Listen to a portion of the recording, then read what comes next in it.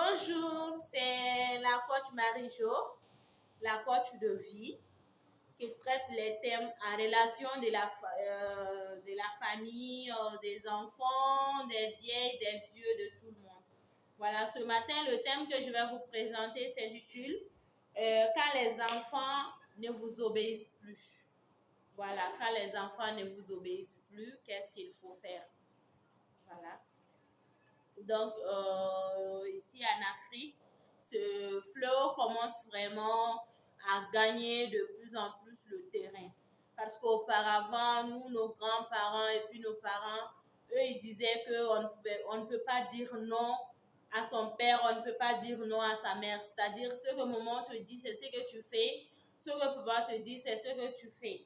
Donc, tu n'as pas le droit de leur obéir, tu ne peux pas dire non, tu dois rester obéissant, sinon tu vas récolter ce qu'on appelle en Bambara le danga, c'est-à-dire tu vas récolter les pots cassés. Lorsque ton père dira que toi tu n'iras pas loin, mais tu ne vas pas réussir dans la vie parce que tu ne m'as pas obéi, c'est ce qui va t'arriver.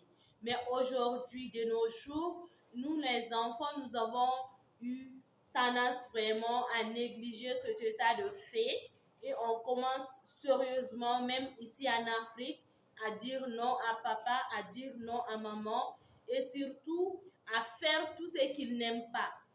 Auparavant, on pouvait reconnaître l'arbre à ses fruits ici en Afrique. Lorsque tu vois un enfant, tu dis vraiment, toi, tu es le fils de ton père ou bien tu es la fille de ta mère. Mais actuellement, ce n'est pas le cas. Tu peux rentrer dans une famille tout de suite. Tu vas trouver la maman vraiment très sage, très calme. Le papa aussi très clean, il ne tremble pas dans quoi que ce soit, il est sage, il est poli, il est gentil avec tous les membres du quartier. Lorsqu'on le voit, c'est lorsqu'il part travailler ou bien lorsqu'il va à la mosquée ou bien à l'église.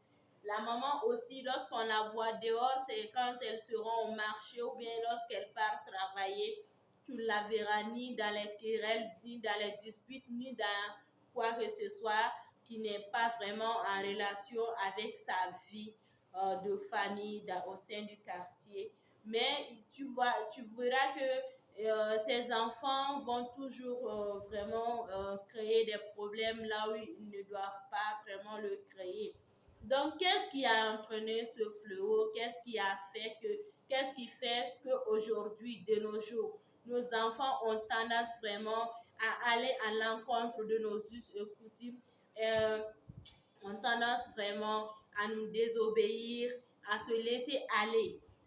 Moi, je dirais tout simplement que ça, c'est le fait vraiment que les enfants d'aujourd'hui sont trop attachés aux réseaux sociaux. Surtout, ils sont trop sur le net, je dirais. Voilà. Donc, toi, ton enfant qui est tout le temps avec sa petite tablette, il est devant les écrans. Toi, tu passes la majorité de ton temps au travail. Et lorsque l'enfant revient de l'école, il ne trouve que la nounou à la maison. Et lorsque toi, tu rentres du travail, tu es là à la maison, tu ne t'occupes pas de l'enfant, tu ne parles pas.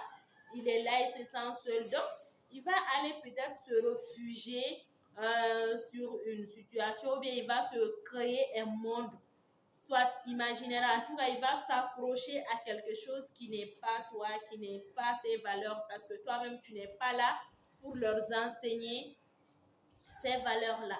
Voilà. Donc, moi, je pense aussi que ce qu'il faudra faire en ce moment, lorsque ce problème se présente, c'est d'essayer vraiment de communiquer plus avec son enfant, de trouver des petits moments de partage, de trouver des petits moments de sortie ensemble pour que l'enfant puisse vraiment s'identifier à toi, l'enfant puisse te connaître, l'enfant puisse vraiment te parler de ses problèmes, de ses besoins. Voilà. Donc, dans le cas contraire, si tu sens que tu n'as pas le temps, tu ne peux pas faire tout ça, par exemple, le papa et la maman qui voyagent beaucoup, qui ne sont pratiquement pas à la maison, au lieu de laisser l'enfant aussi sur les écrans et tout ça, vous pouvez organiser par jour des moments d'appel vidéo. C'est-à-dire chaque soir, peut-être à 19h, vous prenez 1 heure uniquement pour l'enfant. Vous voyez, 1 heure de temps, vous l'appelez en appel vidéo, vous lui demandez tout ce qu'il a fait dans la journée. Qu'est-ce qui s'est passé à l'école? Est-ce qu'il a bien étudié? Est-ce qu'il s'est entendu avec ses camarades en classe? Quelles sont les difficultés qu'il a rencontrées dans la journée? Et après ce temps de partage, il faut aussi lui poser des questions sur ce qu'il voudra peut-être voudra devenir dans l'avenir, des trucs comme ça, vu que vous n'êtes pas à la maison. Donc, vous pouvez aussi, excusez, vous pouvez aussi continuer à lui raconter des petites histoires sur vos origines, ou bien, bon, en tout cas des belles histoires, voilà, l'enjailler un peu avant qu'il n'aille au lit. Donc, il faut essayer de le faire suivre ce rythme-là. Donc, je pense qu'à ce rythme-là, votre enfant vraiment saura que malgré que papa et maman ne sont pas là avec moi, ils pensent à moi, ils prennent leur temps, ils consacrent leur temps avec moi. Et moi, je ne peux que rester obéissant à leur voix, je ne peux que faire ce qu'ils me demandent vraiment de faire. Voilà, il faut aussi l'apprendre à obéir à sa nounou. Par exemple, la personne que vous laissez derrière vous doit aussi avoir une certaine autorité sur l'enfant. Je ne parle pas du fait qu'elle doit violencer l'enfant, non. Non, elle doit quand même, lorsqu'elle dit non, Emmanuel baisse le ton. Lorsqu'elle dit non, à l'enfant, arrête-toi, l'enfant doit vraiment être en mesure de le faire. Et si ce n'est pas le cas, il faut toujours rappeler à l'enfant que nous ne sommes pas là, donc tu dois rester obéissant à telle ou à telle personne. Donc, après tout ça, si c'est des parents qui sont là, qui sont avec l'enfant, mais qui n'ont pas le temps du tout, je vous ai déjà dit qu'il faut vraiment essayer de passer plus de temps avec l'enfant, ne pas le laisser seul devant la télé, devant sa tablette. Il faut avoir de temps à autre des moments d'échange avec lui, se préoccuper de son bien-être, qu'est-ce qui s'est passé à l'école, est-ce qu'il a bien mangé aujourd'hui, est-ce qu'il est joyeux aujourd'hui, qu'est-ce qui ne va pas chez lui aujourd'hui, est-ce qu'il a changé de mine, est-ce que, voilà. Donc, en ce moment, l'enfant va vraiment développer une relation de confiance avec vous. Il va dire, bon, auparavant, peut-être maman n'était pas comme ça, papa n'était pas comme ça, mais maintenant qu'il commence vraiment à s'intéresser à mon bien-être, moi, je ne peux que vraiment essayer de suivre leur voie, de leur écouter et puis de me mettre sur la voie qu'ils veulent que j'emprunte, quoi. Bon, pour les cas des grandes familles ici en Afrique, c'est ce que nous rencontrons. Tu trouveras qu'il y a beaucoup de familles qui se sont regroupées ensemble. C'est-à-dire les frères de même père, même mère. Tu trouveras qu'ils sont au nombre de 7, au nombre de 10. Ils sont dans la même cour. Leurs femmes sont là, leurs enfants sont là. Donc, il y a, bon, le matin, tous les hommes vont travailler et c'est les mamans qui restent à la maison pour faire la cuisine, pour s'occuper de la maison. Les enfants vont à l'école, après ils reviennent, ils mangent en groupe. Bon, après ils retournent à l'école. Donc, tu trouveras que ces enfants aussi seront peut-être tentés, soit lorsqu'ils sont très contrariés ou bien qu'ils sont victimes de violences à la maison, sont vraiment tentés d'aller dehors, de sortir beaucoup. Eux, ils vont essayer d'aller se réfugier dehors. Donc, ils vont penser que, bon, nous sommes assez nombreux, on n'a pas vraiment le temps de nous écouter. C'est ce qu'ils vont peut-être se dire. Ils vont se dire que, bon, nous sommes nombreux, bon, papa sort, lui, n'a pas le temps, maman est à la maison, elle s'occupe de tout ça. Donc, je n'ai même pas mon mot à dire, je n'ai rien à dire. Donc, moi, je préfère vraiment gérer ma vie comme je l'entends, quoi. Donc, c'est des enfants qui pourront vraiment être confrontés à la tentation de fugue, de tout ça, ou bien de se lancer un peu dans la toxicomanie ou autre. Donc, sans que le père ou bien la maman ne se rendent compte de quoi que ce soit, parce qu'ils vont se mettre peut-être à fréquenter des garçons ou bien d'autres personnes qui n'ont pas de bonne influence sur eux. Le moment qui est là ne va absolument rien voir venir, parce qu'elle, elle pense que les enfants, ils sont déjà à la maison, ils sont nourris, ils vont à l'école, ils reviennent, donc c'est bon, ils n'ont pas de problème. Or, chaque enfant est vraiment un cas particulier. Chaque enfant a un besoin spécifique qui est là et il faut savoir identifier son besoin, il faut savoir l'écouter à temps, il faut savoir se rapprocher de lui à temps. Donc, à ces moments, à ces papas qui sont vraiment aussi dans ces situations, essayez de revenir un peu tôt à la maison, même si vous avez 10 enfants, même si vous avez 8 enfants, et essayez de les regrouper chaque soir, parler un peu avec eux, raconter-leur des histoires, voilà, et de temps à autre, essayez de vous entretenir avec un enfant à la fois. Ça va permettre à l'enfant de se dire, bon, malgré que nous sommes nombreux, papa s'intéresse à chacun d'entre nous, il nous connaît particulièrement. Donc, ils vont pas vraiment sentir ni la frustration, ni la négligence aussi. Donc, c'est le conseil que j'ai aussi à donner aux parents qui vivent vraiment en grande communauté. Malgré le nombre, essayez toujours de garder un œil sur chaque enfant pour empêcher que votre enfant ne puisse se réfugier dans la rue avec les personnes qui ne sont pas vraiment de bonne influence, voilà, avec eux. Donc, tu trouveras que aussi il y a des mamans célibataires qui vivent avec leurs enfants. Mais ces genres de situations sont assez minimes, sont rares, mais ça arrive aussi qu'il y ait des mères qui vivent uniquement seules avec leurs enfants. Tu trouveras que c'est des dames qui ont subi soit le divorce ou bien la perte précoce de leur conjoint. Donc, ils sont obligés de se battre pour nourrir leurs enfants et surtout aussi pour éduquer leurs enfants. Mais tu trouveras aussi que ce sont des enfants qui vont toujours développer euh, des, des, des, comment on appelle ça déjà?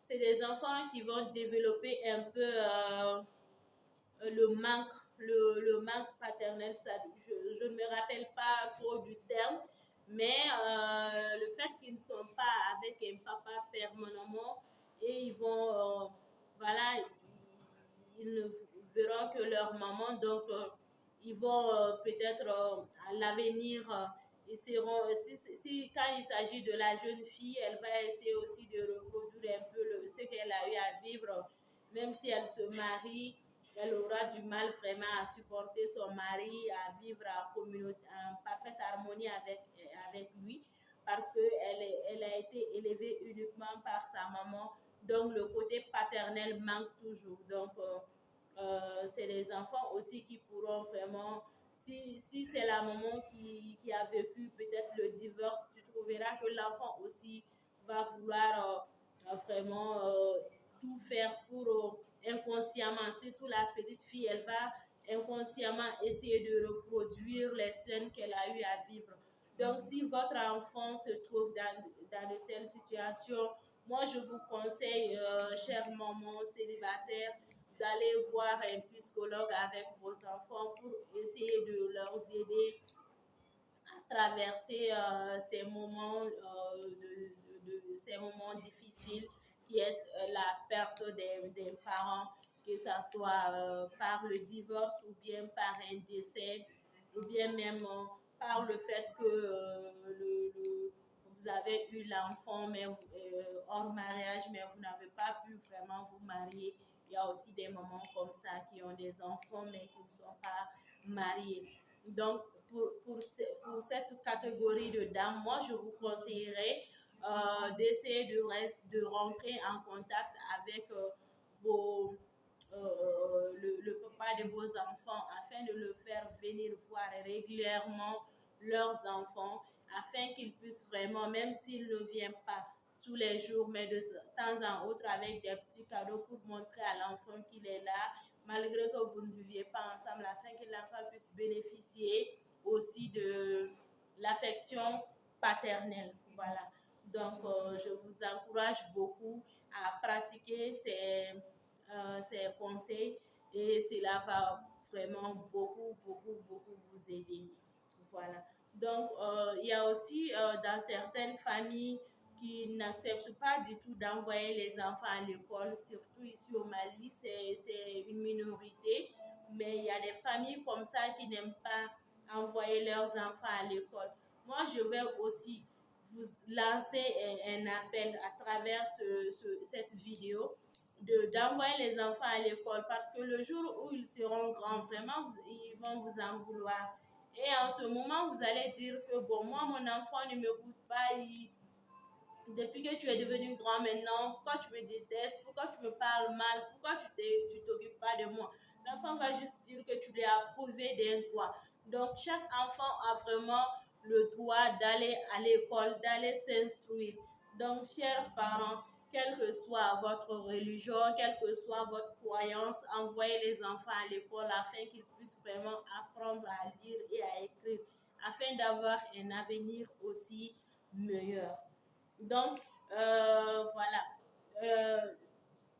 Je ne vais pas terminer la vidéo sans vous dire vraiment, hormis toutes ces situations qui pourront vraiment pousser vos enfants soit à réagir d'une manière ou d'une autre, mais aussi à être désobéissants. Voilà, tous les cas de figure que j'ai eu à citer peuvent pousser vos enfants vraiment à être négligents envers vos recommandations, à mal vous parler, à ne pas vous écouter, à ne pas être vraiment obéissant. Donc, mais il y a aussi quelques situations qui pourront aussi les inciter réellement à ne pas du tout considérer ce que vous vous dites. Ça, c'est le mensonge. Il ne faut jamais mentir à vos enfants. Il ne faut jamais les mentir. Quelle que soit la situation, il faut dire la vérité à l'enfant. Vous le préparez, vous lui dites vraiment ce qui se passe. Quelle que soit la relation, il ne faut jamais dire à un enfant que papa est parti en voyage, il va revenir alors que le papa est décédé. Jamais. Il ne faut jamais dire aussi à un enfant que moi et ton père, nous vivons ensemble alors que vous avez déjà divorcé. Non, ça ne sert à rien de lui faire espérer un truc qui n'arrivera absolument jamais. Ou sinon, faire des promesses à vos enfants que vous n'allez jamais tenir. Ça aussi, c'est très mauvais. Donc, en réponse, l'enfant va tout simplement essayer d'être réticent à vos recommandations parce qu'il va dire, bon, ma maman même ne me dit pas la vérité. Pourquoi elle sait qu'elle ne peut rien me faire, mais elle continue encore à me dire que je vais te faire ceci ou bien je vais te faire cela. Mais si cela arrive, il faut dire à l'enfant, bon chéri, je t'avais promis que j'allais te faire ça, j'allais t'acheter une tablette, j'allais t'acheter un téléphone, mais financièrement, actuellement, ça ne va pas, j'ai des petits soucis. Est-ce que tu peux vraiment m'excuser et attendre dans quelque temps? Tu verras que l'enfant va te dire, oui, maman, je comprends la situation, il n'y a pas de problème. Voilà, il faut toujours communiquer avec votre enfant, il faut toujours lui parler, il faut toujours l'écouter, il faut toujours vous occuper de ce qu'il peut penser, de ce qui peut se passer vraiment dans sa tête. Donc, pour éviter d'éventuelles situations qui pourraient vraiment vous amener à mal vous comprendre, c'est toujours la communication avec votre enfant, c'est toujours vraiment l'affection que vous lui donnez. C'est aussi le fait de lui montrer combien vous tenez à lui, combien il est important pour vous, combien vous voulez qu'il avance aussi dans la vie. Voilà. Donc, c'est ce que je voulais aussi ajouter aux différentes situations que j'ai eu à dire auparavant. Mais il peut aussi arriver que, malgré que vous êtes vous faites vraiment tout ce qu'il faut avec votre enfant, que votre enfant puisse vraiment tomber soit dans la toxicomanie ou bien développer des caractères qui ne sont pas vraiment, qui ne font pas partie de votre concept de vie, de tout ce que vous avez eu à l'enseigner. Malgré vos efforts, ça peut arriver, ça peut arriver. Et si ce genre de situation se présente, il faut toujours essayer de communiquer avec votre enfant pour essayer de savoir où se situe le problème. Peut-être que le problème ne peut, peut-être il se peut que le problème ne vient pas de vous, mais ça peut venir aussi de son lieu d'éducation, de son école. Ça peut venir aussi de ses fréquentations, de ses amis. Donc, il faut aussi chercher à situer le problème. Et lorsque vous arrivez à situer le problème, levez-vous pour gérer le problème afin de ne pas perdre votre enfant. Voilà. Donc, levez-vous rapidement pour gérer le problème. Essayez de voir si ça vient de l'école. Rendez-vous à l'école, voyez le directeur pour voir réellement qu'est-ce qui empêche peut-être votre enfant d'aller régulièrement suivre ses cours, ou bien qu'est-ce qui le frustre à l'école, pourquoi quand je lui dis d'aller à l'école, il ne va pas. Peut-être que c'est dû à un prof qui le frappe, ou bien qui, je ne sais pas, ça peut être dû aussi à une maîtresse qui est un peu très autoritaire, qui est un peu sévère avec votre enfant. Ça peut aussi être une autre personne qui tourmente votre enfant sur le chemin de l'école. Donc, il faut en tout cas chercher à situer où se trouve le problème pour pouvoir gérer ce qui ne va pas afin de soulager votre enfant, afin de le permettre de rester correct avec vous. Donc, il se pourrait aussi que le problème puisse venir aussi bon, de vos frères ou sœurs qui sont dans la maison, de la grand-mère, des tantis. Si c'est le cas aussi, il faut essayer de parler avec ces personnes afin qu'ils puissent vraiment laisser l'enfant tranquille. Ou bien leur expliquer en tout cas que ce n'est qu'un enfant, il ne faut pas essayer d'être trop sévère avec l'enfant, sinon vous allez vraiment le pousser à prendre des décisions vraiment immatures qui iront à l'encontre vraiment de son bien-être. Donc, essayez vraiment de garder toujours un œil sur vos enfants, sur ses études, sur tout ce qu'il fait, les amis qu'il fréquente. Est-ce qu'il va correctement à l'école? Lorsqu'il est à l'école, quel comportement est-ce qu'il développe, ainsi de suite. Donc, il faut toujours suivre son enfant. Je ne dis pas d'harceler son enfant, mais je dis de le suivre. Tout ce qui se passe dans la vie de vos enfants doit vous intéresser.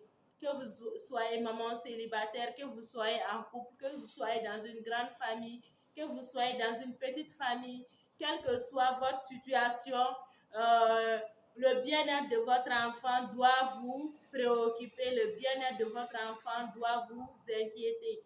Donc, c'est ce que je voulais réellement vous partager aujourd'hui en tant que coach Marie-Jo, coach de vie, parce que je ne m'intéresse pas seulement aux couples, je ne m'intéresse pas seulement aux enfants, je m'intéresse à tout le monde. J'essaie de donner des conseils à tout le monde.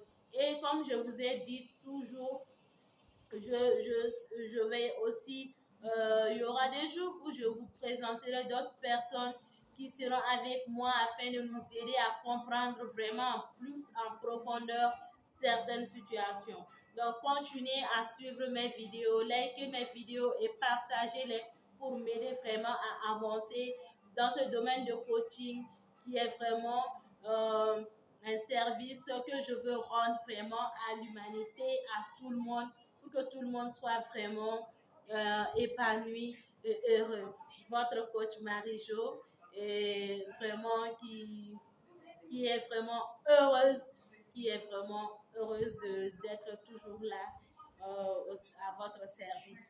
Donc, on se reprend un autre moment, un autre jour pour d'autres vidéos sur d'autres thèmes.